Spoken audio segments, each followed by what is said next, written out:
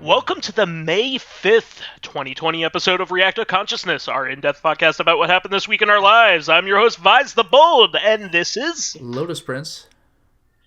And Dracologist. Good evening. Welcome. Good evening, everyone.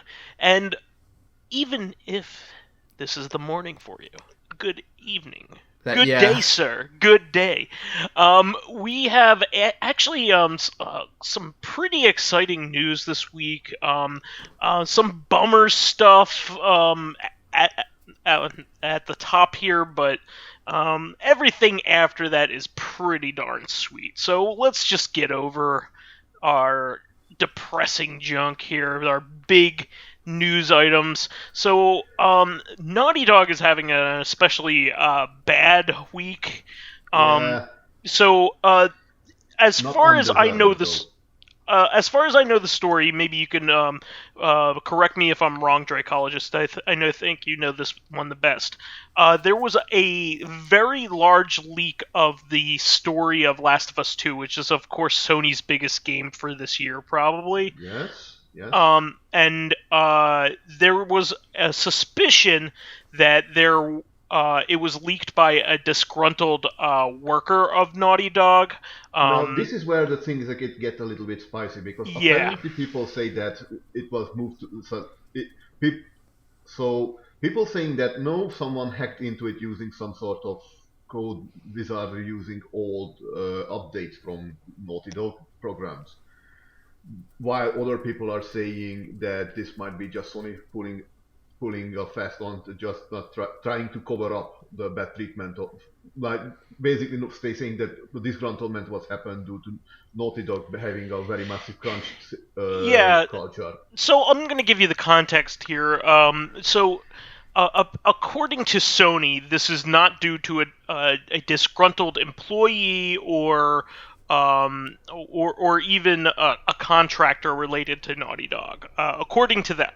So they've come out and said it. So there is a faction of people that says maybe they might be trying to cover that up, because the other context bit is that Naughty Dog is one of the companies that's been going around that's very notorious for crunch, and also they have delayed the bonuses for their employees based off of the release of Last of Us, even in some cases indefinitely, right? Like they're not going to get them, which is insane. But so that I'm sorry. It sounds similar to what Gearbox did with Randy Bandy.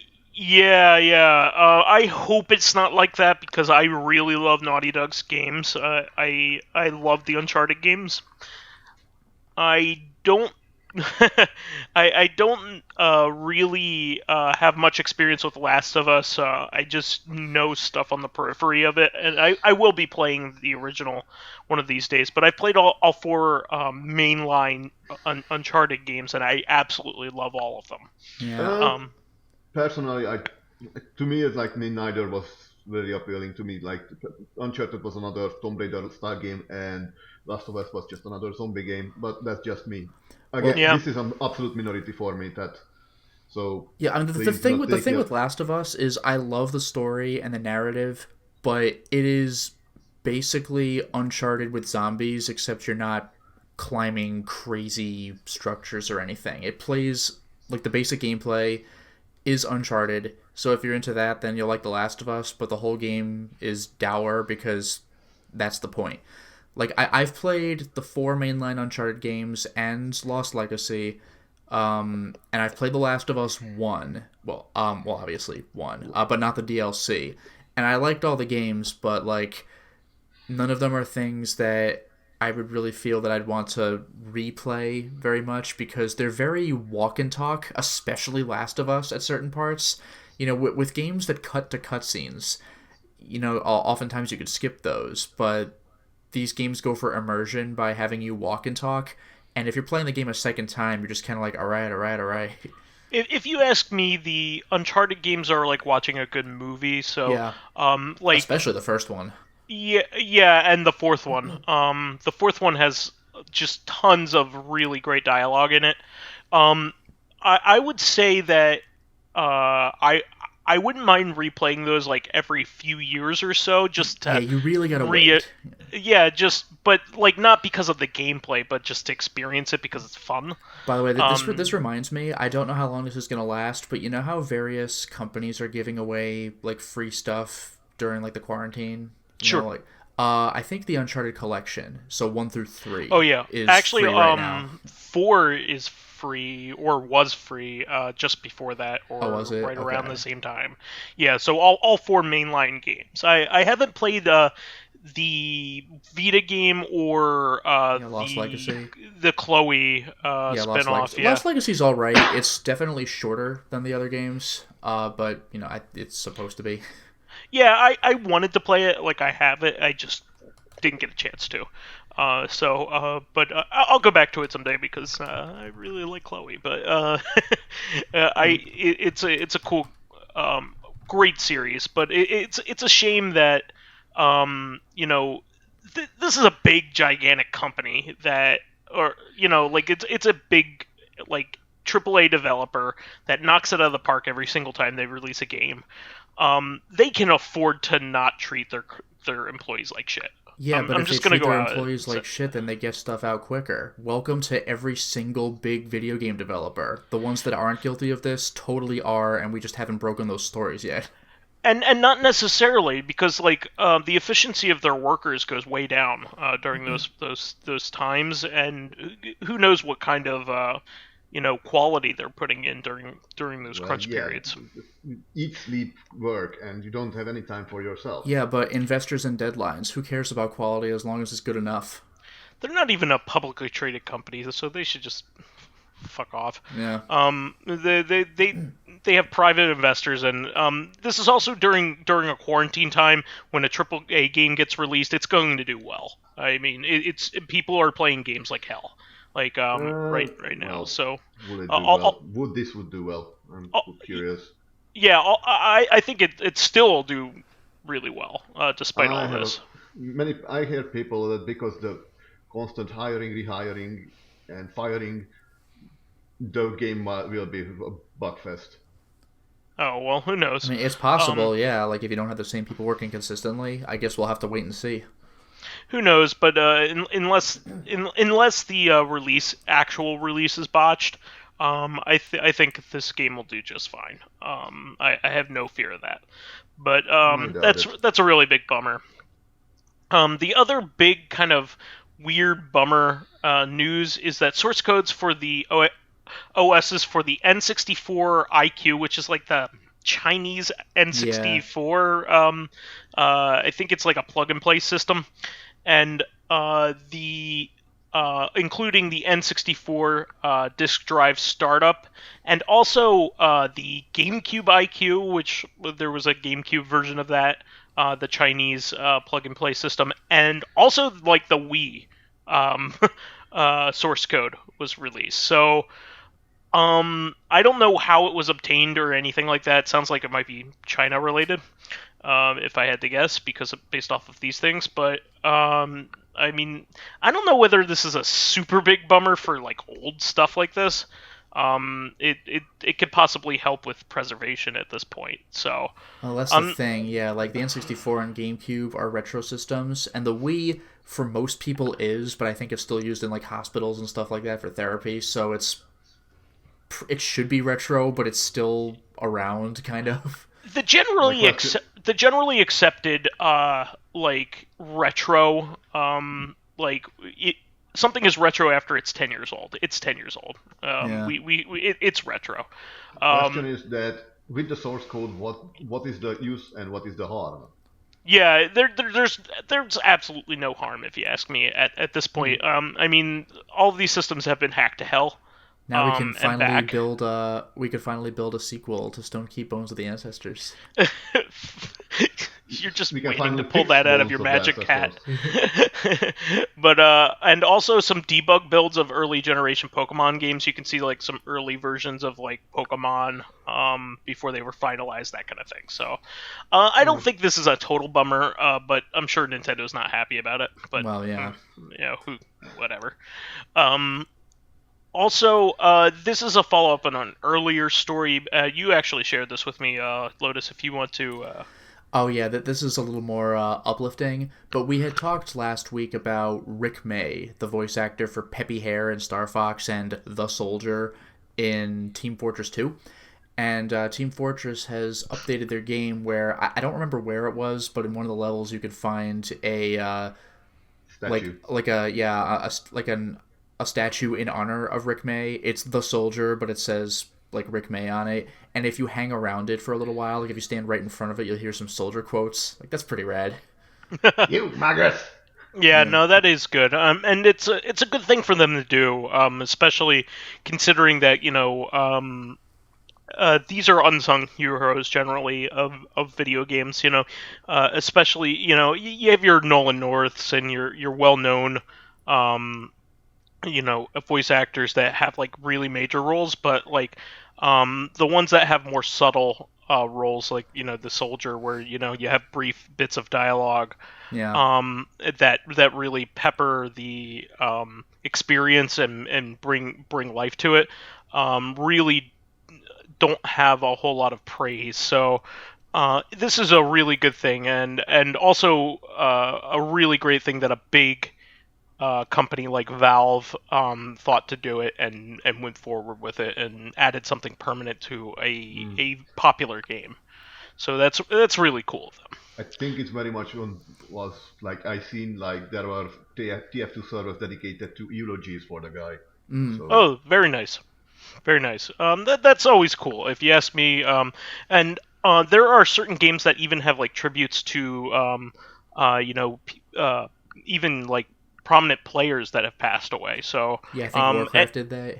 Yeah, I think that's a really cool thing. It's especially. I know that Warcraft has few actor he has Ronda Rousey and Robin Williams in it, but otherwise I don't know. There was a player that was eulogized. Player, yeah. That got cancer, I believe. So something like that. Yeah. Ronda Rousey is, she's not dead. But I just noted one of the people who famous celebrities. Yeah, I usually like it when they do this kind of thing. You have the Nintendo president, the former Nintendo president, Iwata is in Breath of the Wild, which is really cool, and plays a really neat NPC in that game. So, moving on from that, though, we have some really awesome stuff, especially in terms of retro infused news. So, first of all, I am so relieved to hear this, but Streets of Rage 4 is out and is apparently goddamn awesome. Yeah, that's good to hear, because I heard some people actually got a little nervous when the retro mode was announced, because they're oh, they got to copy and paste assets from known quantities to It's an extra mode. Yeah. Well, yeah, it is extra, but people were kind of do they have to do this? But apparently not. It was just them being cool. Yeah, well, I am so enthused about this because I'm of course waiting until my physical edition arrives. Yeah, same. I've seen some people say the game, not for completion, but just beating the game is something 2 hours, which it's for a beat 'em up, that's impressive. Because beat 'em ups, old school beat 'em ups are 30, 40 minutes. So 2 hours is actually pretty hefty for a Streets of Rage game. Yeah, I think I heard somebody say somewhere a good old school beat 'em up usually lasts only about 15 to 20 minutes. Yeah, it's a literal arcade game. Get out of line, exactly. Let somebody else play. But with modern stuff, you have story modes and branching paths, and hopefully not as repetitive as some of the old ones could be. Just wanted to ask, how much of that 4 hours is pointless grind or just beating the same?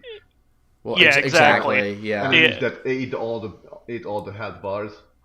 Yeah, well, apparently a lot of the really trusted sources like Digital Foundry and a few other places are saying it is not only a great Streets of Rage game, but might be one of the best beat 'em ups ever. Like some people are even saying just that straight up, which is really great to hear. And not that I didn't really personally have any worry about it because it's being made by Lizard Cube. And Lizard Cube has a really good track record. They made the remake of Wonder Boy Dragon's Trap, which was excellent. Yeah. And they also made a Buster Brothers or Pang remake that was quite good as well. So I knew it was in the hands of people who loved the series and knew what was good about it. And thankfully that was true. Apparently it even has some like cameo stuff, like there's like a graffiti in the background of Joe Musashi from Shinobi, which is pretty awesome. There's also graffiti that says "Where are my pixels," which I thought was kind of funny. Because it's basically making fun of like asshole trolls online. So this is really, really good stuff. I can't wait to play it. I'm getting the limited run Switch version. I'm getting like the regular edition, or the one with the clamshell case. I'm not getting like the super amped up version, even though this is like one of my favorite series ever. I really love it. Straight up not interested in like anything that edition has to offer. Yeah, there's it. It looks cool, but it's also really expensive. And it's so large, I'm good. Like, yeah, pass. Exactly. Although it is available, I think, at Japanese retail, and you can buy the soundtrack separately too. Oh, neat. That's a good thing. I'm sure the soundtrack is one of the best parts. Yuzo Koshiro on that, of course. So contributing though, he's not the main soundtrack person, but he's in there. Awesome. And also, Sakura Wars was finally released on PS4. I was lucky enough to pick this up, and I'm very happy that I have it. The current edition has, I think, some early release DLC and some stickers. So I'm kind of happy about that when it comes with little extra stuff and a reversible cover. Yeah, I don't know how interested I am in Sakura Wars, but it's really cool that we got it, because I think we've only ever gotten one other Sakura Wars game, and that was PS2 and Wii. Yeah, Farewell My Love, or Sayonara My Love, whatever it was called. Yeah. Goodbye My Love. But and that was it. Like, Sakura Wars is a really big deal in Japan, but America's just barely touched it. Yeah, it's one of the most well-regarded RPG franchises in Japan. Especially the first one was a super popular game on Saturn. We only recently got the fan translation of the first game, and the second game I think was released on Saturn as well. And then 3 and 4 were Dreamcast games. We never got those, and 5 was the last one that you were just talking about. So yeah, PS2 and Wii. Yeah, this is really cool. I'm excited. I don't know how it is yet, but I'm sure it's a well-regarded RPG series. That's I'm hearing good vibes already, but not a lot of definitive stuff, because this is obviously a more niche release than even Streets of Rage 4. So niche, no? Yeah, it's niche. Whatever, man. I'm not French. A niche is where you stick things. It's like a compartment or a cranny. They made that pun in The Ninth Gate. Looks like you finally found your niche when he knocks him into a little hole in the floor. I believe you could pronounce it either way. But anyway, tomato. But I'm just really excited about that. I'll report on that as I get to it. I am playing a ton of games. I'm pulled in a lot of different directions at the moment. I'm playing Final Fantasy Remake, and I'm also which remake of the many? Final Fantasy VII Remake, obviously. Thank you. And I was resisting for a long time, but I am playing Animal Crossing New Horizons. Animal Crossing was never a game for me, but I recognized that it was a game that my fiance would like. So she actually asked me about it. So I downloaded it, and I found that I've actually had some fun with it, and we're kind of trading stuff with each other and having a good time. So I'm really enjoying it so far. In fact, I was gonna wait until later to talk about this, but this is a good time. They released a special Mayday maze that gives you a lot of bells if you complete it. I think it's something like and May Day's May 1st to celebrate May 1st, which is basically like almost like a Labor Day for European countries, some European countries. So, do you have May Day over in Hungary?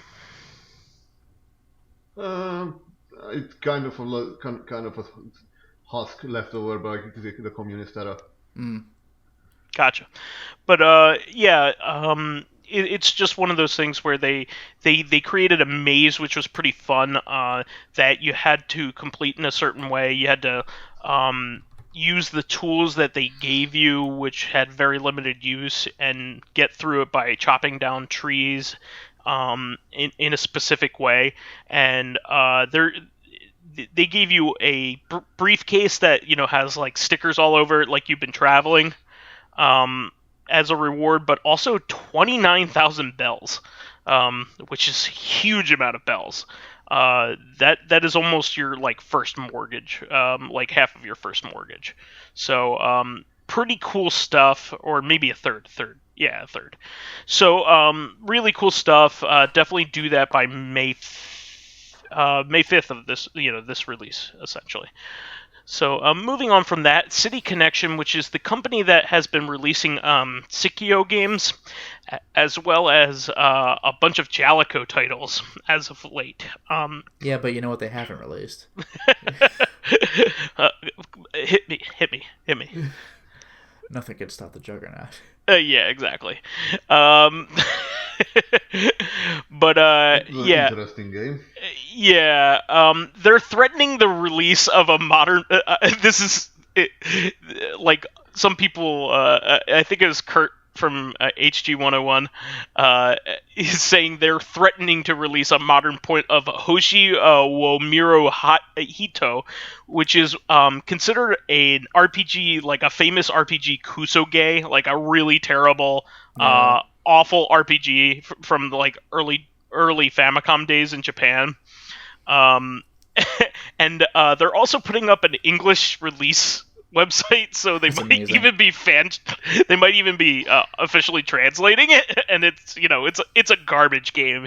It's one of those games that you play to show other people like how bad it is. Like big rigs. Like the first. I think the first town is invisible. Like you can't find it. Like unless you know where it is. And there's no clues. Like it's just straight up invisible. Just mash X until you find it. Yeah, you have to land on it like by searching the entire grid.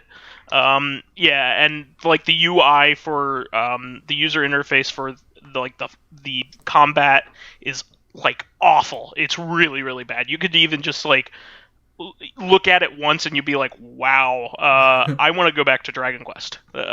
Like the game is called People Who Watch Stars, and it's considered a parody game. Oh, so it's bad on purpose? Kusoge. Yeah, well, it's shit game. Yeah. Yes, it's a shit type of shit product. Yeah. So that's really interesting. So who the hell knows? It's not April 1st, so this is a reality. This is a real thing. God knows why they're doing it, but I'm sure it has some kind of cachet in Japan where they're like, oh, remember that shit game? We should download it again. But I don't know why you would make the effort to release it in America or across the pond. I don't know why. To save but anyway. Fan translators a little bit of trouble. How nice of you. Thank you. Moving on, though, some really cool stuff. So a little while back, we had talked about a Neo Geo Pocket Color game, Samurai Showdown, that had been released for the Switch as a bonus title, along with the pre-order of the new Samurai Showdown on Switch. Well, they made another port, this time of another really good game that is entirely exclusive to the Neo Geo Pocket Color. This is kind of the basis for the SNK Heroines game. I was gonna say SNK Heroines turned out to be like a sequel that just nobody knew was a sequel. Exactly. So this game is SNK Gals Fighters, and it is using the same awesome emulator from Code Mystics, and this is like a really awesome port. It again has single screen 2-player versus. It is a fighting game. It has it's basically King of Fighters, but all of the characters are female, except for one, which is just Iori in drag, literally. And he's literally the entire time he's like, no, I swear I'm a girl. Like, well, it's like one of the old Mega Man games. I forgot which one, like 3 or 4 or something. Like, oh, Dr. X, they're changing it up. That's Dr. Wily. Yeah, it's just fucking Dr. Wily. But it's a really funny game. It has a lot of comedic elements, and I think Kyo's girlfriend is playable in it, and she hasn't been playable before or since, so she's a unique Kyo character. Had a girlfriend. Yeah, exactly. I just didn't like know only Kyo was a character. He's so whatever. It's just like one of those things. So I might be misremembering whose girlfriend it is, but it's really neat that this was released. Hopefully, this is also not a bonus or anything. You could just straight up buy this game. Yeah, that's fantastic. I'm hoping they do that with Samurai Showdown as well, like when they eventually release it. Yeah, and I hope they continue doing this because I think they're getting a lot of love from like the people that know about this stuff. Well, yeah, because these games are really good. They're not just like a Game Boy port of these like SNK games. They're really genuinely great fighting games, and they're a lot of fun to play.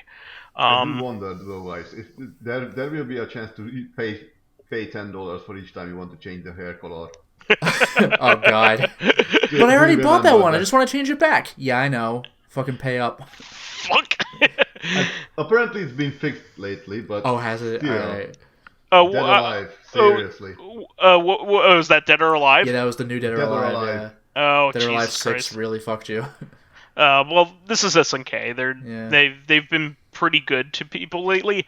And they've been releasing a lot of really fun stuff, and this is no exception. This is a really good title.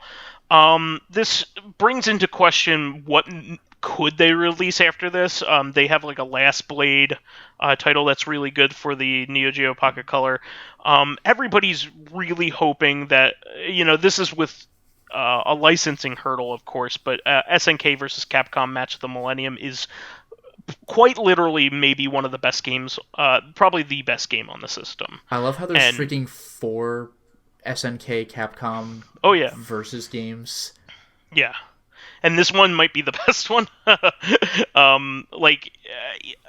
It would be a toss-up between this one and Capcom versus SNK2, because that game is fantastic. Yeah, but a lot of people, the people that have played the Neo Geo Pocket Color one, have championed it to be one of the best fighting games of all time. Huh. Like, not just like the best game on the system, but like an actual really good, bona fide great game. But does it have Ultimate Rugal? No. But it has a lot of really great stuff in it. It has Akuma's in it. I unlocked him. There's a lot of unlockable characters. I think there's 6.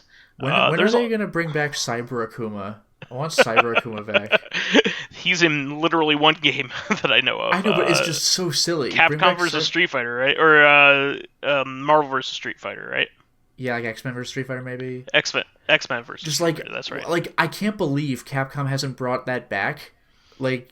Even in a funny way or something, yeah. That's what I mean. Like if they ever brought it back, it would totally be in a funny way. I just can't believe that they've just never brought that. Like, look at this. Are you kidding me? He shoots missiles? This is stupid.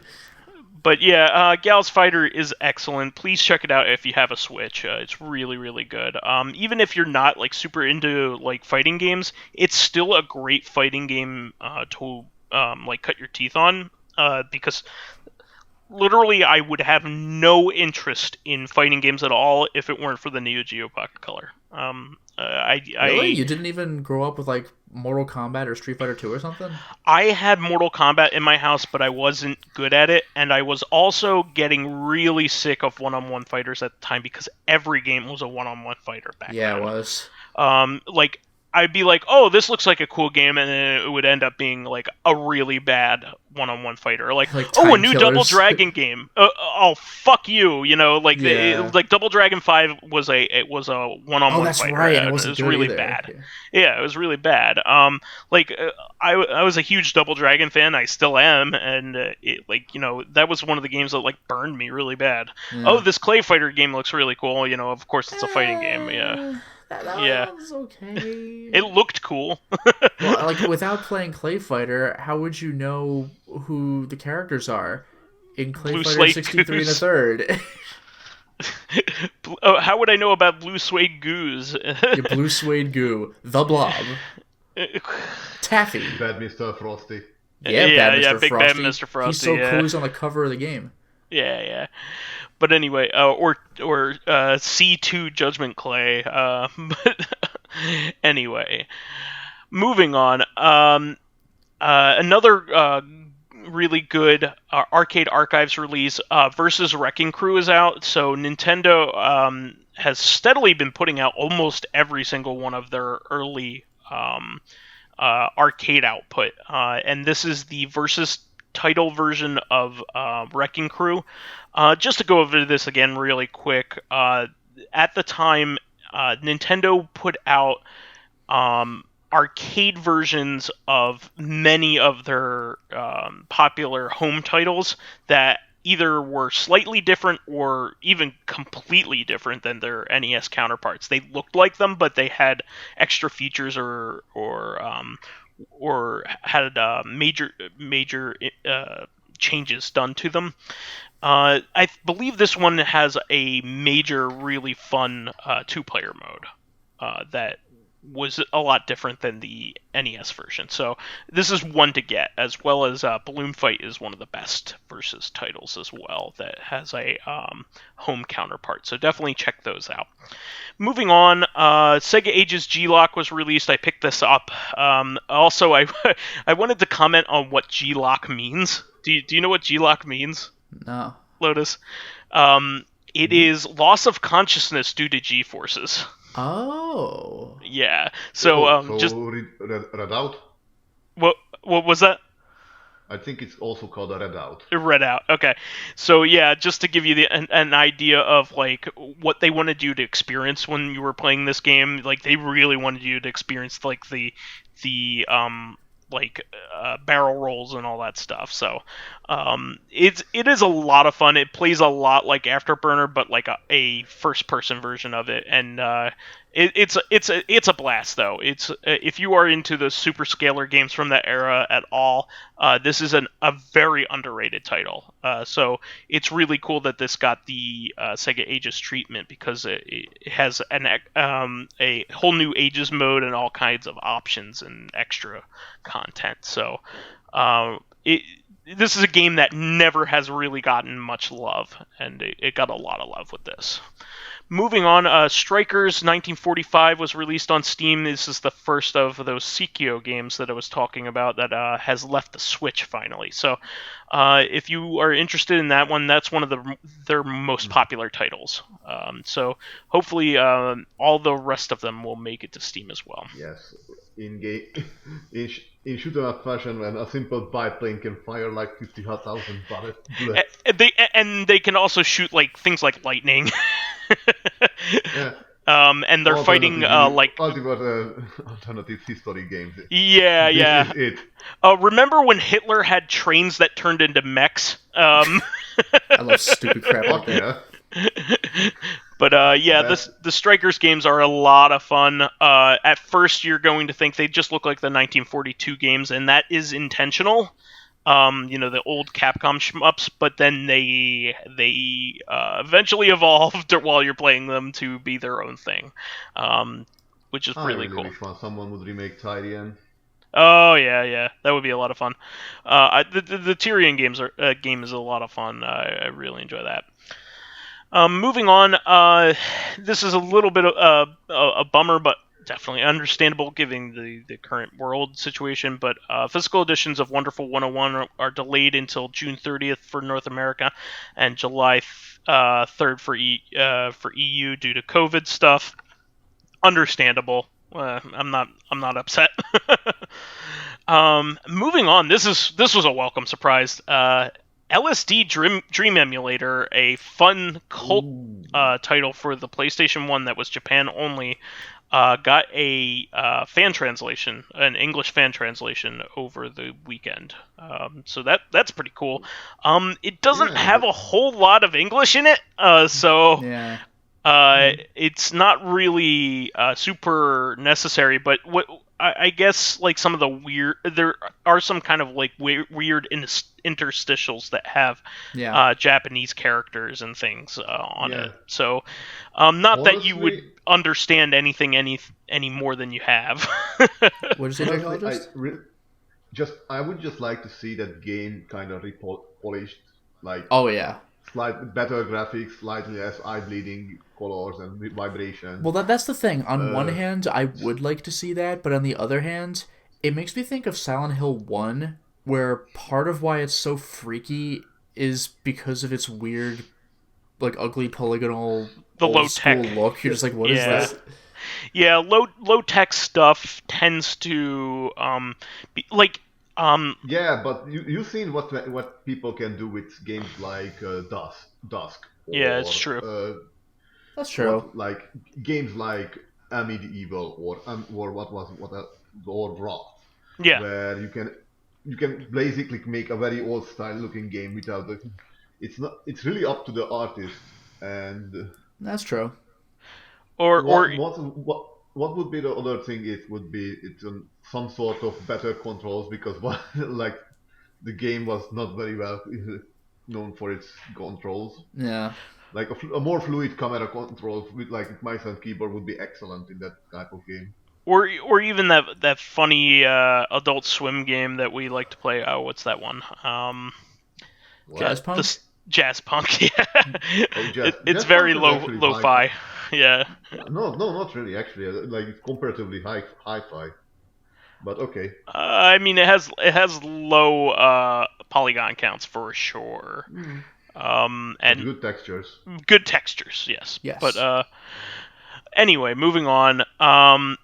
Also, this is a pretty big week for fan translations elsewhere, because several mystery dungeon games were just fan translated, which is pretty awesome, to English, all by the same team, it looks like. So Chocobo's Mystery Dungeon on WonderSwan got an English translation, which is pretty great, and the WiiWare installment of Pokemon Mystery Dungeon, the Adventure Squad series. This is one. I think this is the only game in the series, or this wave of games in this series, that has not been released in English because it was a WiiWare title. So all three parts of that were fan translated. So that's really cool. It's kind of a cool treat to see a WiiWare game fan translated. I don't think there are too many of those, so that's pretty cool. They should fan translate Stone Keep Bones of the Ancestors into other languages. They should not, because they are doing a disservice by not doing that.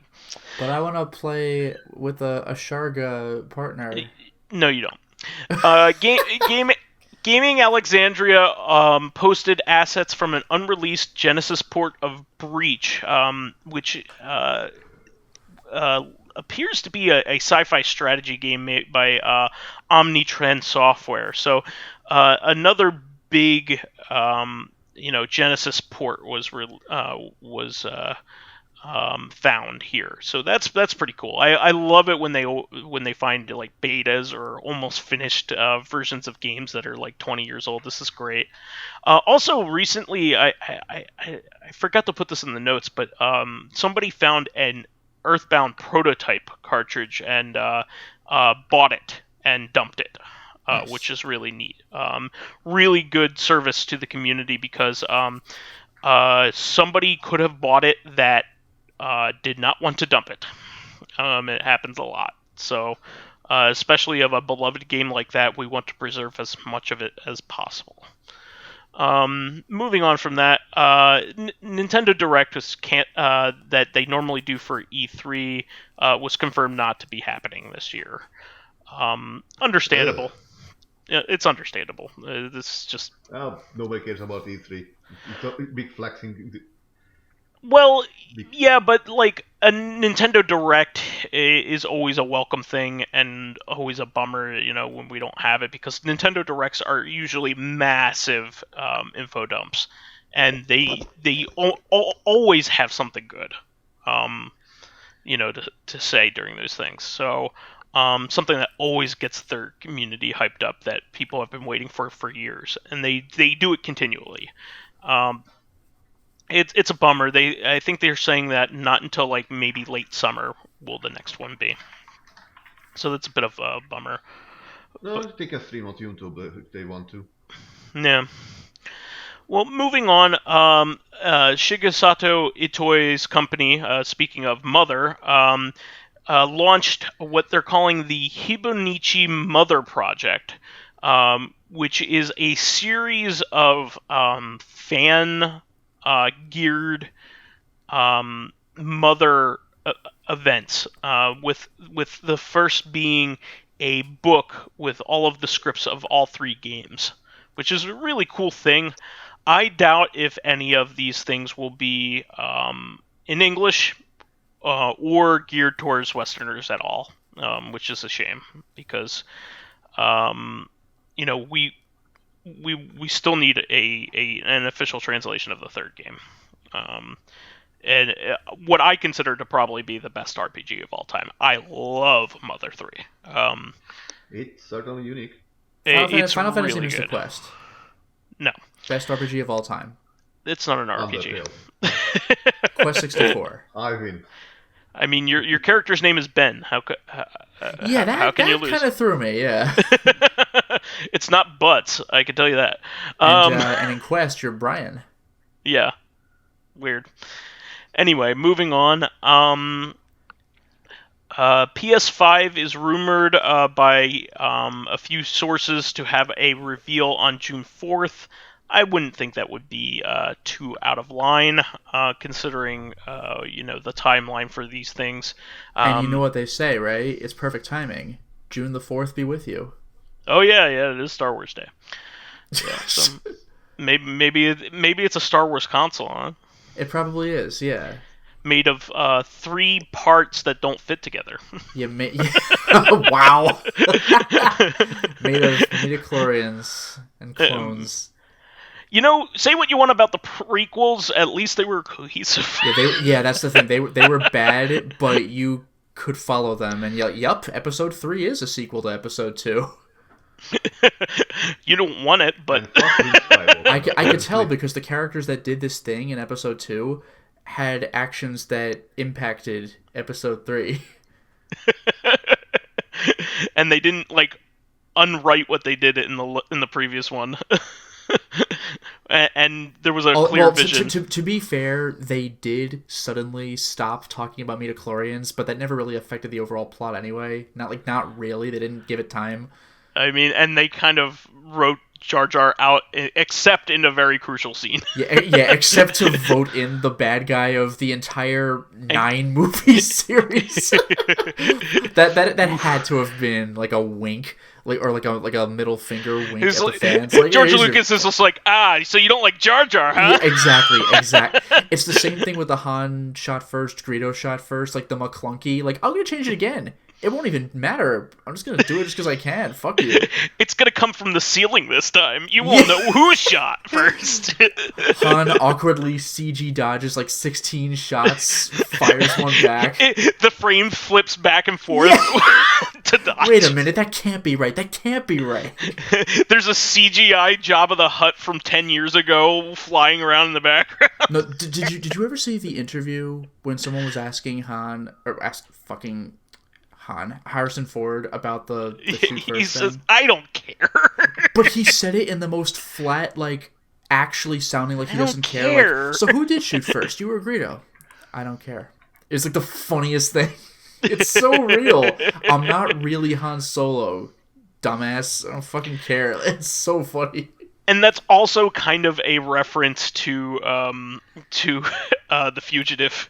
That wasn't a reference to The Fugitive. He didn't care. I know it's a famous line, but like he doesn't fucking care. What if it were?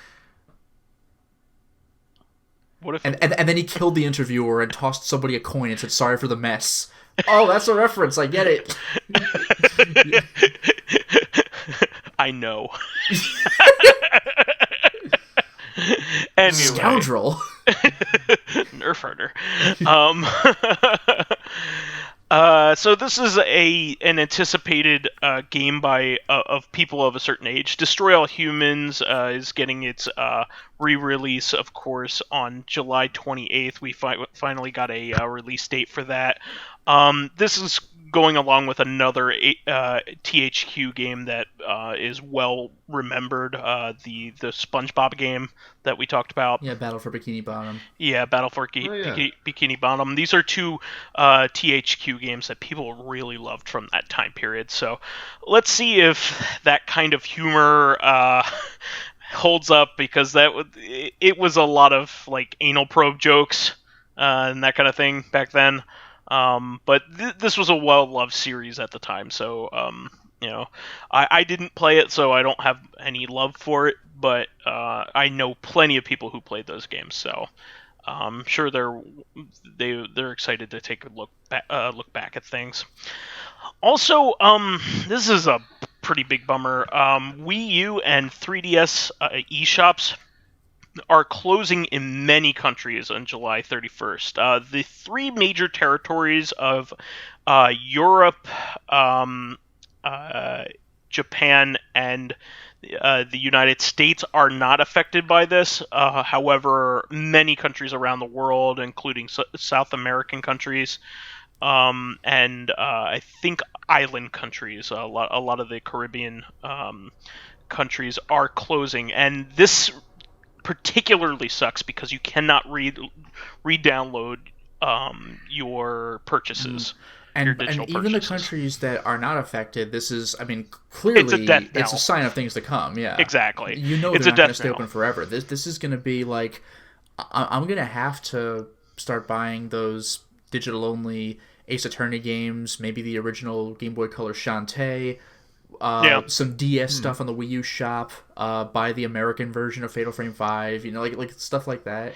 Yeah, Fatal Frame 5 is one of the games that people are bringing up in particular because that was a Wii U eShop exclusive in the United States. Yes. And a particularly ill-thought-through release in particular. Yeah, it was literally bigger than your system. It was fucking idiotic. The 32 gig one can support it, but even then, barely. I mean, not the game barely, but like the download of the game barely, because it downloads like twice its size and then deletes the install file after the fact. So like the act of downloading it is scary, but once you have it, like it's like half your system, not the whole thing. This is why PC. It would be interesting if you could rig something to your PC, like download it onto your PC. Well, you can attach a hard drive. You can do an external hard drive, but you shouldn't have to. No, I mean, like you would have the eShop on the PC, and you could just transfer the games into your little. That would be nice. Game. Sony does that.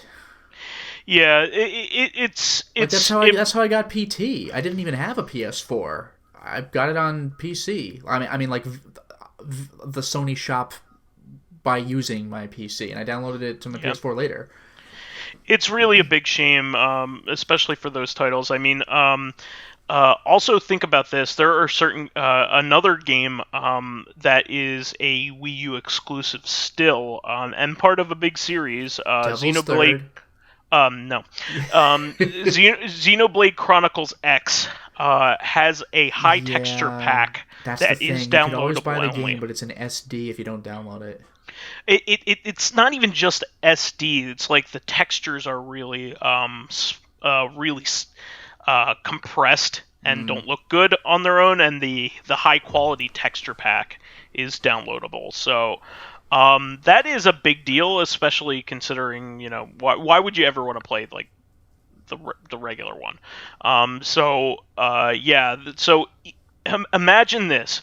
That high quality texture pack plus Fatal Frame 5 is basically your entire and you're done. I want to download a tiny N64 game. Nope, there's not even 1 meg left. Sorry, buddy. Yeah, and this is on Wii U, which didn't have a whole lot of digital exclusives to begin with, so it just kind of stinks that you have 2 games that you would want. That are the linchpins in this issue. I would love for them to re-release both of those games on the Switch. Both of them. Yeah, both of them. I think and because the Switch has that controller tablet thing, you could still play it the way it was originally intended. Yeah, I think it is likely for Chronicles X to get a remastering, or even some extra content added to it, like a thought through. Yeah, like Wonderful 101, let's do it over. Yeah. Yeah, I think that the Fatal Frame games, they just have been relegated and released poorly in the last couple generations. I just don't know. Yeah, Fatal Frame 4 was buggy and they didn't fix it, so it wasn't brought over to anywhere outside of Japan. And Fatal Frame 5 was a stealth release. It's bizarre. 1, 2, and 3 are at least available on the PlayStation Store. There's that, but still. And Spirit Camera, the spin-off didn't do too well when it came to the 3DS. Well, nobody knew what the fuck it was. Yeah, they should have just called it Fatal Frame Spirit Camera. I don't know why they didn't. But anyway, yeah. Sometimes bad decisions are made. Yeah. And continually. Yep. I am absolutely certain that if any of the Fatal Frame games were re-released on Switch, they would do really well.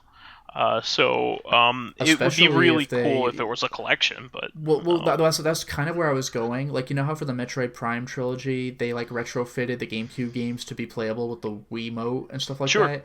If they could retrofit Fatal Frame 1, 2, and 3 to be playable with the Fatal Frame 5 style, that would be incredible. That'd be a lot of fun, especially with the Switch.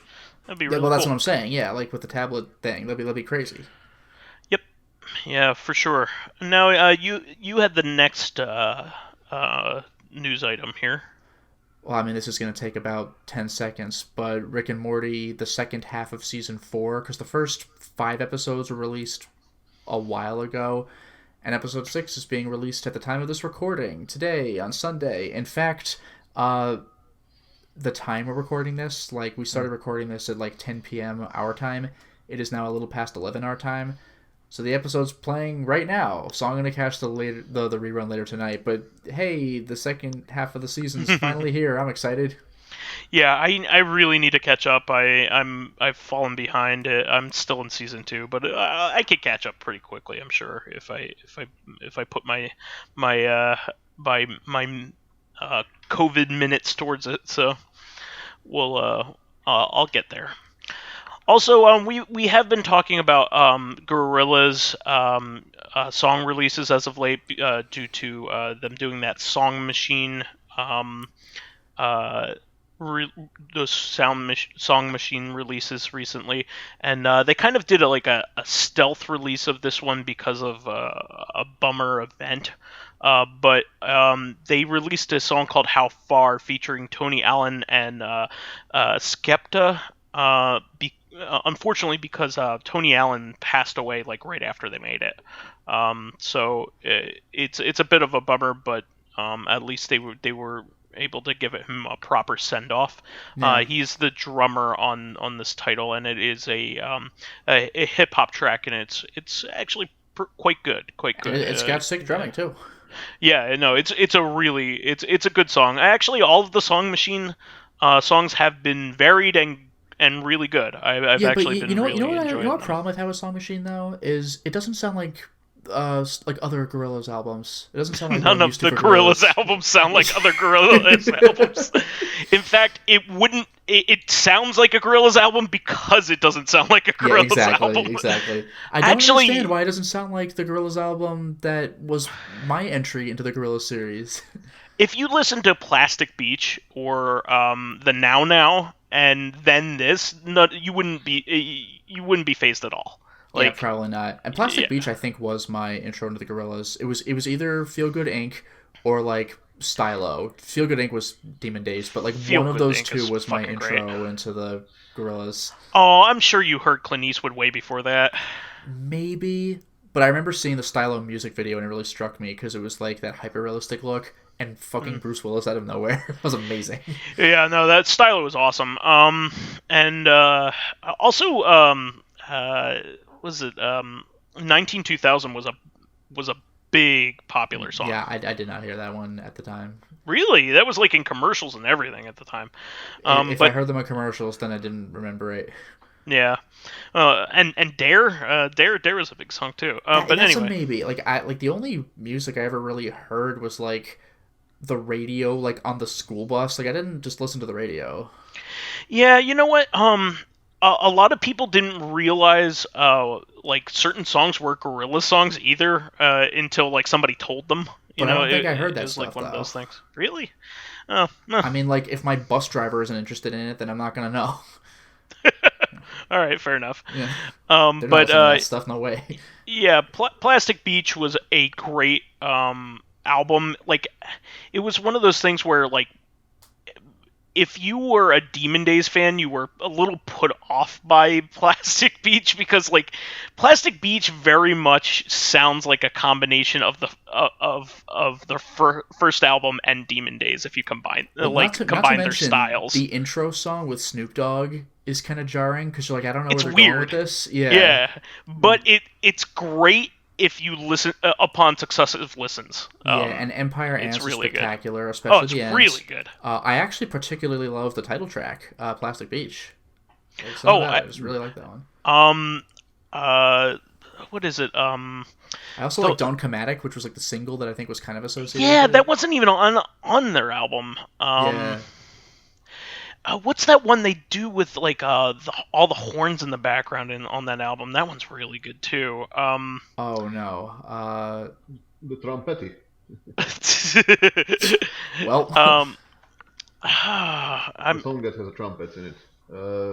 Was it Landscape or Soundscape, something like that? I forget what but it's 100%. It's a pretty off-putting song when you first listen to it because you're like, what even is this? Because it's like super jazz, but like I'm trying to think of the songs that weirded me out. I'm thinking of like White Flag and like Super Fast Jellyfish. But, like, I don't think Super Fast Jellyfish is it won't phase you if you were an OG Gorillaz fan because there's all kinds of weird stuff on the first album like that, but yeah, Super Fast Jellyfish is a weird song that's also great. Plastic Beach. Let me look up the list real quick this is before. Gonna bother me because like I'm having difficulty remembering something with horns in the background, but if I hear the title, it might come back to me. And neither of the songs that I mentioned, I think, are it. I don't think they had crazy horns in the background.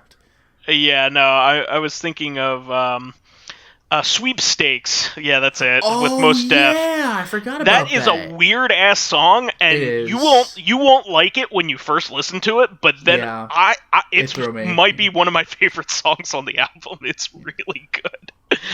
I love it. And On Melancholy Hill is ubiquitous. That's a really good one. Yeah. It's so good. It might be the best song on the album. It's and really Rhinestone good. Eyes is really good. The whole album's really good.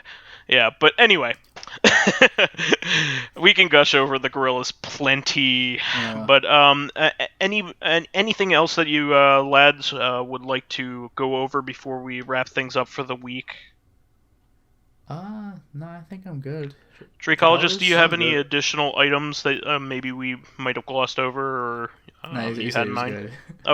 Okay. No, we're good. Okay, sounds good. Then that will be the show for this week. Please remember to subscribe to the Corrective Consciousness YouTube and SoundCloud pages.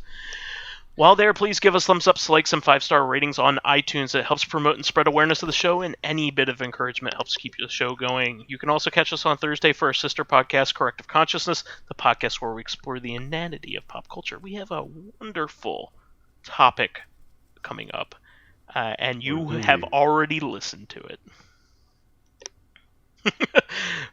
You will get that if you are a Fist of the North Star fan. Anyway, Nani? Finally... What's that? Nani? Finally, you can friend me as vysethebold on pretty much everything.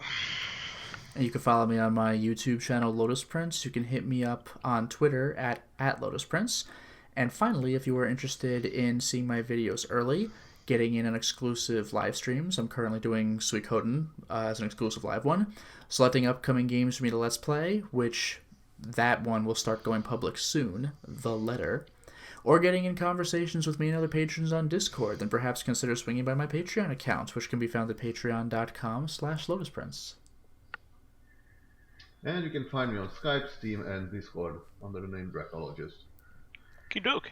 Well, we will catch everybody on Thursday for another episode of CoreCon. Catch you then. Until next time, everyone. Good evening.